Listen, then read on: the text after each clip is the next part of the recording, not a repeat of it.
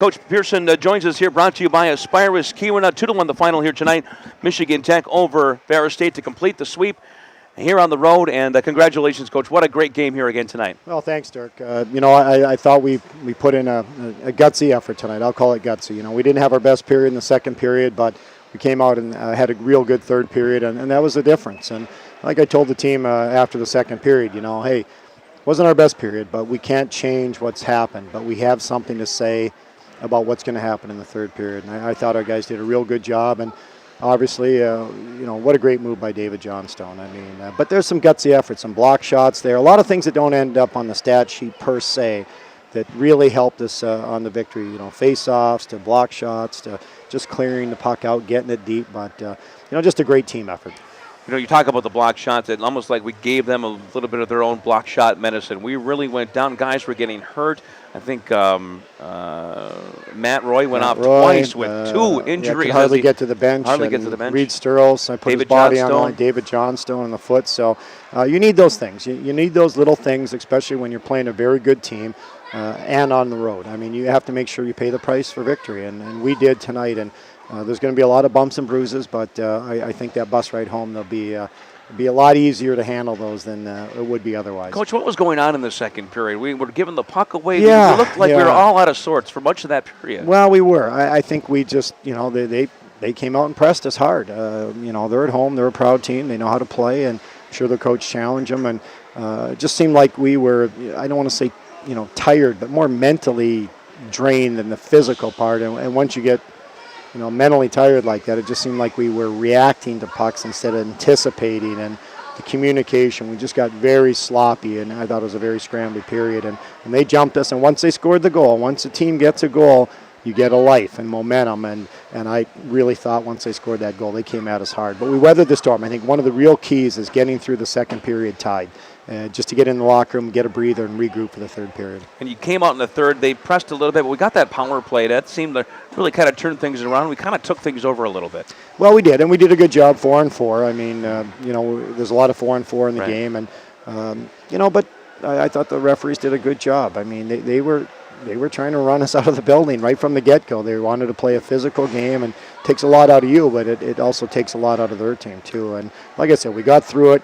For a team that hadn't lost a game in conference at home last year, for us to come in here and do what we did, it's a nice way to start the season with 4 road wins. Now we got to get used to playing at home. Right. We haven't played a home game, so my big concern now is making sure we find what we need to do to be successful at home. I think we've got it on the road, but hopefully we can figure that out at home. We've been talking so much about the David Johnstone goal, but Alex Gillies, gets his first career goal. Beautiful play there by Malcolm Gould, and Tanner Carroll actually starting it with a saucer pass down low. Yeah, no, I thought that was a big goal. Great shot by Alex Gillies, and he's going to score some goals for us. He had a chance here in the first period, and he can skate. He's got some poise and some smarts, and it's good for a player like him, a freshman, to come into a building like him, here and play like that. Dylan Stemmen, Joel Esperance, Matt Roy, those guys really got baptized this weekend playing against, top 10 team in the country. How about Jamie Phillips, 34 saves on 35 shots tonight? Yeah, well, he's, like I said, he played against Ferris all 4 games last year, so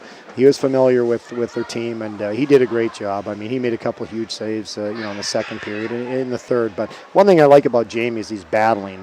That's the hardest I've seen him battle in the net to try and find the puck, to get on loose pucks, and just really into the game. And good for him. I'm really happy for Jamie. And everybody was wondering who's the goalie going to be, how's he going to do. And for him to come in here, give up 1 goal, that's a heck of a weekend for him. Let's go back to the David Johnstone goal. There were very few opportunities, I thought, all weekend for us to be in front of goaltender C.J. Mott and to be able to make a move, because knowing he's going to stop a first shot, for him to finally have that opportunity and to just take advantage of it to the nines was pretty remarkable. Well, and when you see the goal, you can tell that not many players have the patience or poise. Like, he faked the shot, drew it to his backhand, and calmly put it in the net, got it up over him. That's, most players in that situation would have got the puck and just shot it immediately, and CJ was out so far, you really don't have anything to shoot at. So that's a big time goal, and that's this, special players can do that. And David has that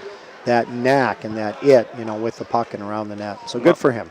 Coach, great game here tonight. After that second period, I was wondering how you guys were going to come back out and play in the third, and you did everything you had to do. Well, we did, and I told Billy, I'm just going to go in there and be calm, and like I said, we're still in the ball game. If someone would have asked us or told us, before coming in here, hey, you got 20 minutes for a chance for a sweep. You won one game.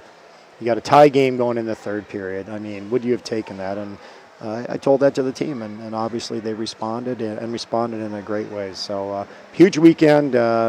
Like I said, it's going to make that bus ride home.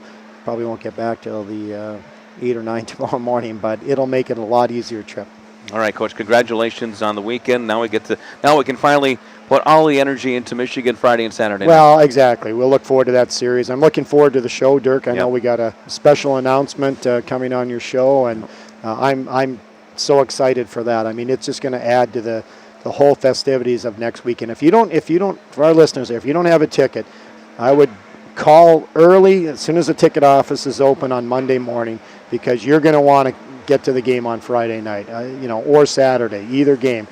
Get your tickets, because once we, I think, announce what's going to take place on Monday, that ticket office is going to be jammed. So it's an exciting time. I can say we're bringing the Monoton Cup from here up with us, just so the fans can see, but we've got a couple other things going on. So get your tickets. You're not only going to see that, but you're going to see a great hockey team in Michigan with Dylan Larkin, a first-round draft pick by the Red Wings, JT Comfort, first-round draft pick by the Buffalo Sabres.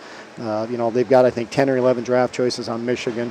Obviously, we have a few too. You're not going to see any hockey that's any better, especially the future players of pro hockey. And with everything going on, I'm telling you, it's going to be one heck of a weekend. And we'll have Coach Berenson on the show on Monday. And so there's a lot of neat things going on. It's going to be one heck of a weekend, and we're ready for it. Now, like I said, we can't wait. I can't wait. So now I can start putting all my attention in Michigan. And I know a thing or two about how they play, too. All right, Coach. Thanks for your time. Congratulations on the 2 big wins down here. We're 4-0, heading back home. Yeah. Safe travels, Dirk, and we'll see you Monday morning. Sounds good. Mel Pearson here on Mix 93.